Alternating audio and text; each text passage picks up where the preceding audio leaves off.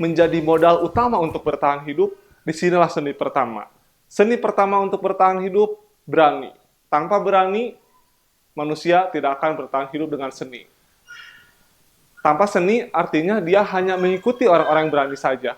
Modalnya takut, aku berlindung kepadamu. Padahal setiap manusia punya daya juang masing-masing tanpa harus berlindung kepada sesamanya. Dari mana munculnya berani? Nah, dari cinta pada sesuatu yang lebih besar. Kalau seseorang pemimpin mencintai sesuatu yang lebih besar, maka ia akan berani. Kalau dia tidak mencintai apapun, dia pun tidak akan berani, artinya akan takut, ketakutan. Datangnya cinta, datangnya berani. Itu dua hal yang saling mengejar bersama-sama. Dari cinta ada harapan yang akan datang. Kalau harapan itu datang, kalau kita punya harapan, maka kita akan berani harapan ke depan.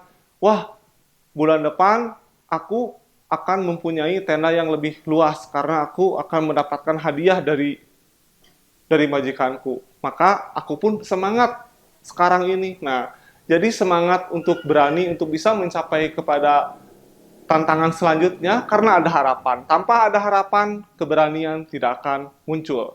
Itu caranya berani.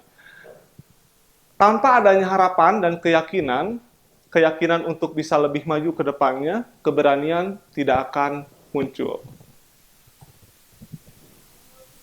Di Dark Age, pembahasan masih pada taraf kedua. Taraf pertama tadi, jasmani, rohani yang utama, sedangkan pengetahuan belum muncul. Awal taraf kedua di The Dark Age, ada sains, ada matematika, ada filsafat. Matematika dan filsafat itu untuk membangun kerangka teori, dan yang merealisasikannya itu adalah sains. Siapa yang dapat menjawab hakikat sains itu? Ya, filsafat.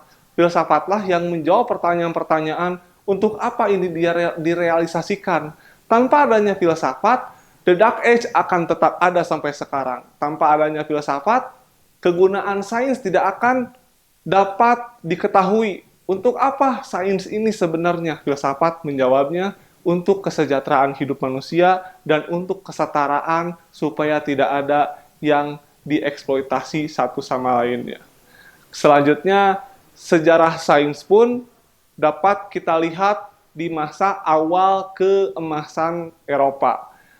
Ilmuwan-ilmuwan seperti Leonardo da Vinci, kemudian Albert Einstein, Thomas Alva Edison, mereka punya sejarah sifat manusia, sejarah keras kepala. Orang yang bergelut di bidang sains eksperimen harus mempunyai keras kepala, artinya tidak pantang menyerah, pantang mundur. Pantang mundur dan keras kepala itu sama. Kedua-duanya mempunyai sifat yang tidak mau kalah, terus mencoba 1000 kali maupun beberapa ribu kali pun. Dan sejarah sains pun adalah sejarah yang sering buat salah. Tanpa kesalahan, tidak akan mungkin kenikmatan teknologi dinikmati oleh sekarang ini. Manusia dan hewan. Manusia dan hewan. Manusia kita kategorikan kepada makhluk yang bernalar, sedangkan hewan kita kategorikan sebagai makhluk yang mempunyai insting. Padahal simpanse punya nalar, simpanse. Simpanse pernah bertanya-tanya, apakah manusia punya nalar? Dibalikan kepada manusia. Manusia bertanya kepada simpanse, apakah simpanse punya nalar? Simpanse pun bertanya. Karena kata simpanse, kalau manusia bernalar, kenapa manusia membutuhkan kami untuk bereksperimen? Artinya, siapakah yang lebih pintar?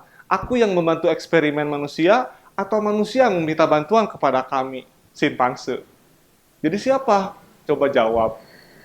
Coba lihat, ada gorila yang bisa bicara. The Gorilla Talking. Pertama, itu ada di film DC Comic, The Gorilla Talking, The Flash. Tapi ketika dilihat nyatanya, ternyata gorila bisa bicara secara isyarat, dididik dari kecil sampai besar.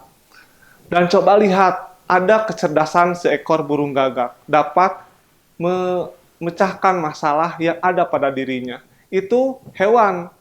Kalau manusia tidak bisa memecahkan masalah yang ada pada dirinya sendiri, apa bedanya dengan hewan? Kalau manusia masih tergantung kepada manusia yang lain untuk bisa bertahan hidup secara mendasar, makan, minum, apa bedanya dengan hewan? Coba lihat kecerdasan seekor merpati. Sama, bertahan hidup secara sendiri dan mampu mengelola diri, memecahkan permasalahan pada diri. Bagaimana manusia dapat berperilaku yang sesuai dengan ketentuan? Harus ada penyelarasan antara manusia dan hewan. Jika tidak ada keselarasan, perang harus menang salah satu. Artinya apa? Ketidakadaselarasan, ketidakadanya seimbangan mengakibatkan kehidupan manusia maupun hewan akan musnah.